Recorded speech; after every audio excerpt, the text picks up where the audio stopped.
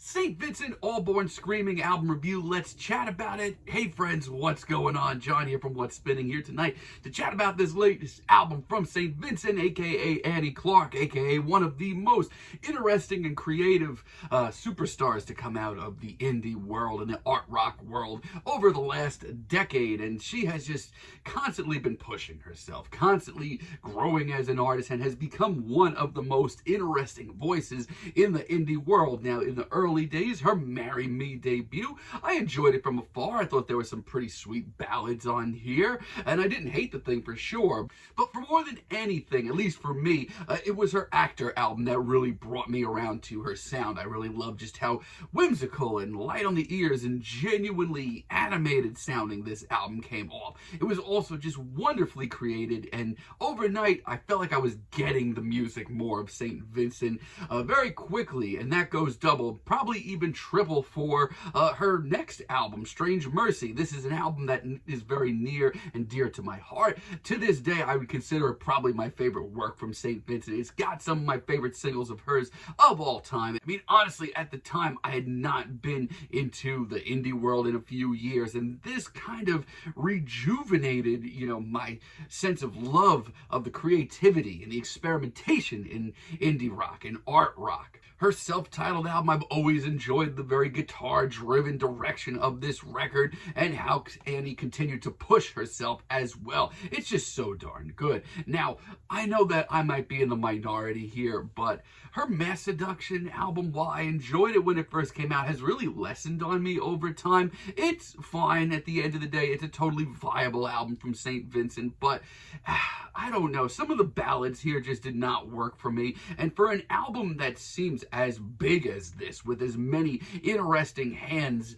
in on the action, production-wise and instrumental-wise, this should be gigantic. And for me, it's never really hit me that hard at the end of the day. However, her last album, Daddy's Home, while at first I was, reluctant to get into it, it was a very big shift in sound. The psychedelic soul direction of this record is a little bit of a big leap for Annie, but she really brought it together with charisma, songwriting, and some of her most personal statements to date. I do really love the thing. Now, that leads me to this new album here, All Born Screaming, and leading up to this thing, I'm gonna be honest, the singles, they did take me a little bit longer than usual to warm up to when it comes to Annie's music, but once again, I mean, she just continues to grow as an artist here. Hell Is Near starts this album off, and instantly you can cut the tension with a knife. This album starts off with a really dark track, honestly, especially from Annie. I mean, she's definitely dabbled in some darker tunes here and there, but this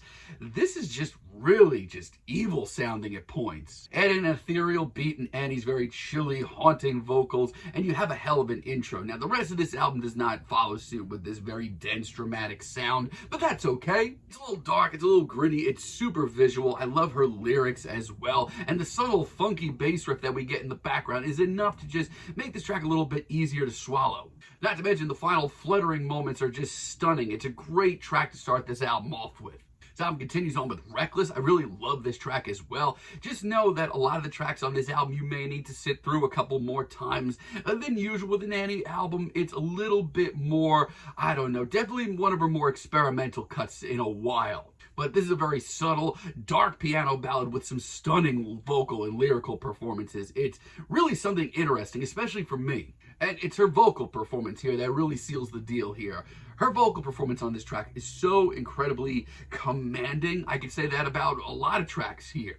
And as this track rolls on, it does get much more intense and foreboding once again, but there's also a very therapeutic atmosphere to this. It's a real good one for sure. Broken Man, one of the first singles released from this thing. I love the awkward, off-kilter funk of this track. Once again, definitely one of Annie's more experimental releases. At the end of the day, though, it's Annie once again bringing this track together with some seriously charismatic vocals and sharp lyrics. Not to mention, one thing I do really like about this album is just how formless it comes off. You really do feel like anything can happen at any moment. You might just hear a wailing guitar or a subtle, funky beat in the background. Yeah, the atmosphere of this track and a lot of this album is just constantly shifting, but it's really compelling. Flea, also really great. Like some of the other singles here, it did take me a couple of listens to really get into it. But the way she pushes herself on this album, I don't know. They all just seem like they're right in her grasp, and she never pushes herself too hard.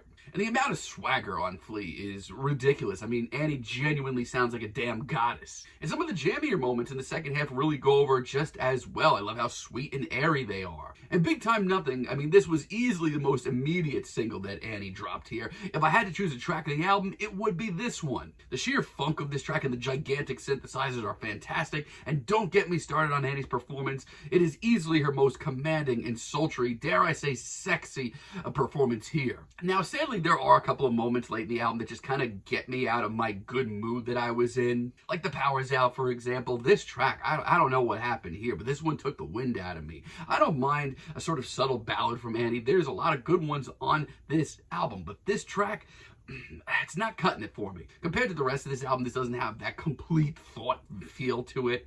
And Annie's vocals, easily some of the most passionless vocals she's put on this record, which is shocking to say. I don't know. There is just so much better material here than this cut. And with Sweetest Fruit, St. Vincent absolutely goes for her most freaky and experimental cut here. Real shame it doesn't work out. I mean, truth be told, she tried here, but everything comes off really sloppy and just clumsily put together. And like Annie really tried here. She really is pulling from a lot of different genres on this track, but just know that there's better examples of St. Vincent at her more experimental self than this. And not only that, but I do have one other small criticism here. I feel like this isn't as big of a leap stylistically as some of the other albums in St. Vincent's discography. A lot of the experiments here do work, but they do seem very in reach. But it is just another really great album from Annie Clark St. Vincent, and she continues to just grow as an artist and push herself. Like Violent Times, for example, this track is a sleazy, horn-filled track that is so cool. It's so groovy, it has so much depth to it, and Annie's performance, once again, A+. It's another very ethereal, moody, and surprisingly dark track. But it all comes together, and more importantly, it just bleeds swagger. So Many Planets, this is much more in the direction of what she was going for with the Sweetest Fruit. This is one of the weirdest, most experimental cuts here, but everything comes together. I mean, the almost reggae-inspired groove on this track, I absolutely adore that. And the backing vocals behind everything really bring everything together. I really think it's my favorite deep cut here. And as a finale, All Born Screaming featuring the great Kate LeBon. Hell yes. This is the kind of experiment I wish we heard more of. This is one of the loosest sounding, most colorful and animated tracks here, and Annie definitely lets it breathe because this is 7 minutes long. It's one of the longer cuts I've heard from Annie in some time. But it does really wrap everything very nicely up on this album, especially from a conceptual standpoint. But not only that, when I say Annie lets this track breathe, this is one of the most genuinely far out and psychedelic and experimental cuts from Annie that I've ever heard, and I wish we heard more of it. Hell of a finale. I wish we got some bigger risks. Yeah, this is just another very, very good album from St. Vincent. And yeah, there's a couple of tracks late in the album that get me out of my good mood. But she's still pushing herself as an artist. She's still trying new things. Albeit this time around, maybe not as big of an artistic leap, which is a little disheartening for me. But still, most of this album is just so quality and just shows Annie pushing herself and really commanding her performances as well. I'm feeling a very light 8 on this album. But let me know what you all think down below. If you like the video, be sure to give us a like, give us a subscribe, and let me know down below what you would like for me to chat about in the future. And until next time, have a great day, friends.